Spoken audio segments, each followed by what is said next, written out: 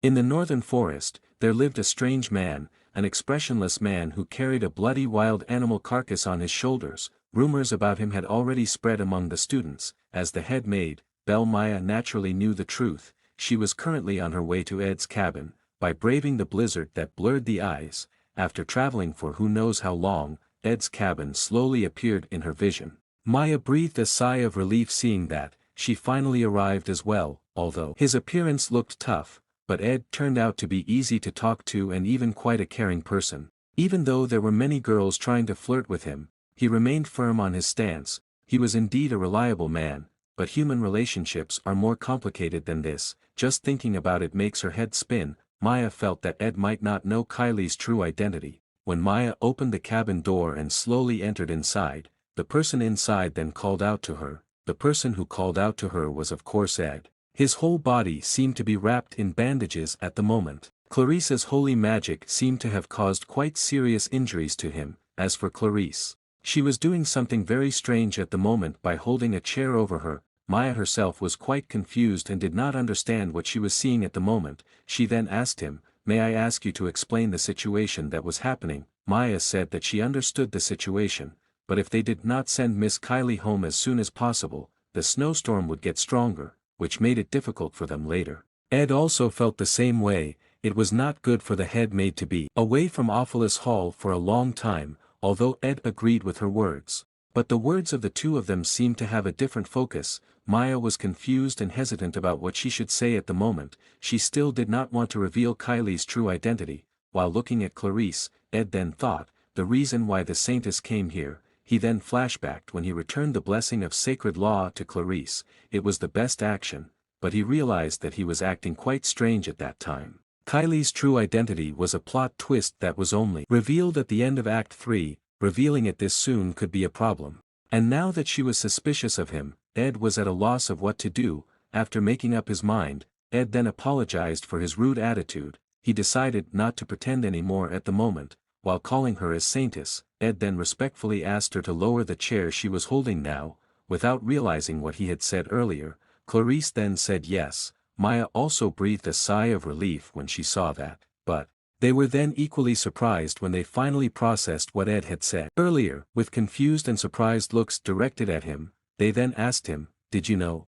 Ed explained, "After all, I am a member of the baptismal Telos order too. When your illusory magic slowly dissipates, your true form can be clearly seen when I look closely, whatever it is." Ed then asked her again to put the chair down. With her heart still filled with shock, Clarice replied yes. Ed's goal has not changed since the beginning, which was to avoid getting involved with the key characters in the scenario, but this case was a bit different. If he just let this flow, he knew that the Saintess Clarice could do something surprising again later. So Ed felt that it would be better if he revealed that he knew his true identity to get rid of the uncertainty aspect. Ed then said to her, "Hiding your identity in mingling with the people in the academy, it seems that you are claustrophobic and live a life full of restrictions. I know that suffocating feeling very well." Clarice did not know what to say when she heard that. While walking closer to her, Ed continued, "But," he asked her, "how do you feel, seeing this free life in this forest? Can you guess what kind of life I live?"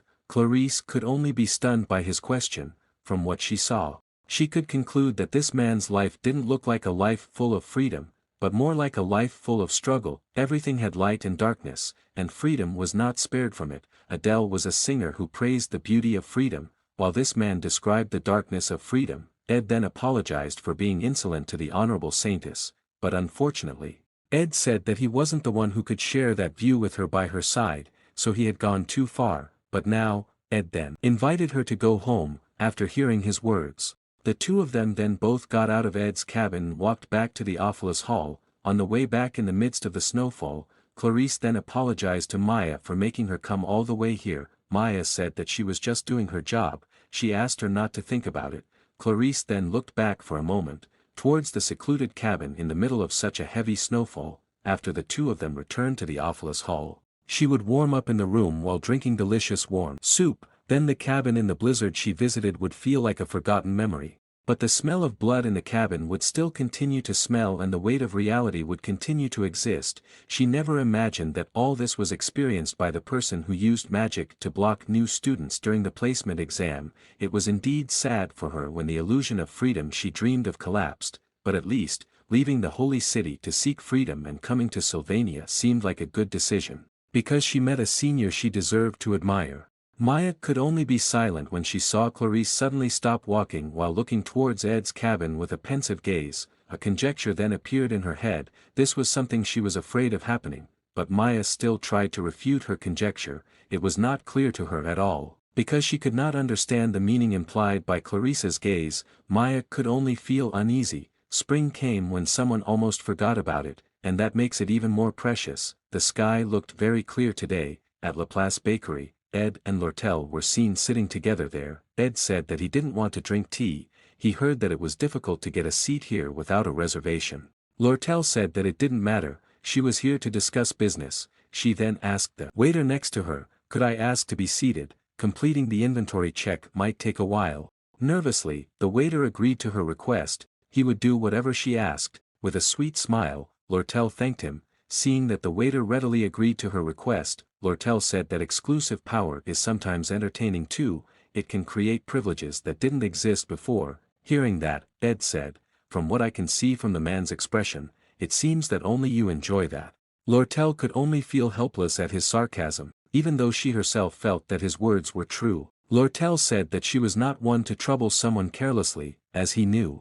The recent snowstorm had caused supply problems on the Arkan Island. Laplace Bakery had placed a large order for goods that they didn't even need yet, but as the delivery date approached, they had cancelled it. Hearing that, Ed asked, was it a fictitious order? Lortel said that she could understand their desire to monopolize rare ingredients, but it was a little annoying trying to monopolize the supply meant for other customers. After all, there was this thing called business ethics. Lortel seemed to be quite irritated by it, while bringing their orders.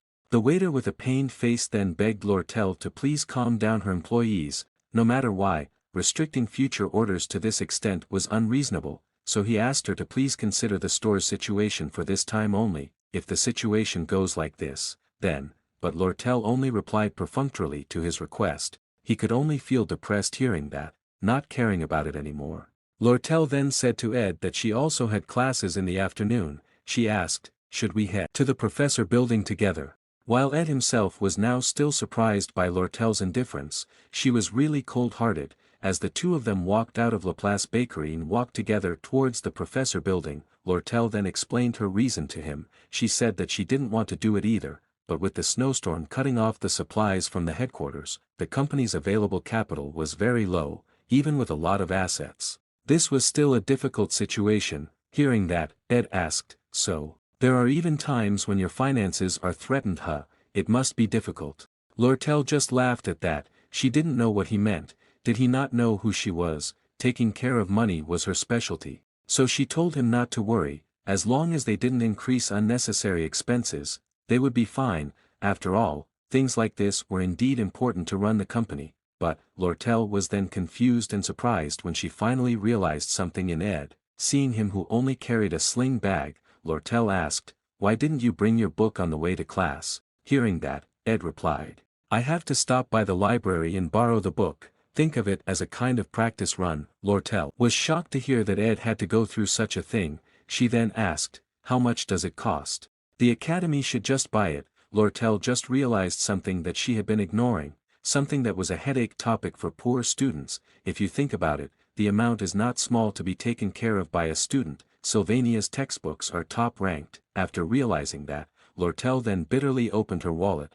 She asked Ed how much the total was. Knowing her intentions, Ed then refused her help. He thanked her for her intention. Putting that aside, Lortel then changed the topic. The student council election was coming up. Hearing that, Ed asked her, are you not planning to run? Lortel said that the company's business was more important than the academy's business. Of course, her ideal scenario was someone who benefited her to become the student council president. Lortel then asked his opinion. She said that she could support him, but Ed said that he was not interested. He felt that there was no guarantee that he would win even if he tried. Hearing that, Lortel said that it was really disappointing, but she had expected that he would say that. She then asked, then, what about your sister? Hearing that, Ed knew that she was referring to Tanya. Lortel said that she would never support Princess Phinia, even if she was beaten to death. Ed said that he didn't want to discuss it, but he was a bit doubtful about Tanya. Lortel said that she understood what he meant. Even if the top-ranked students in all years supported Tanya,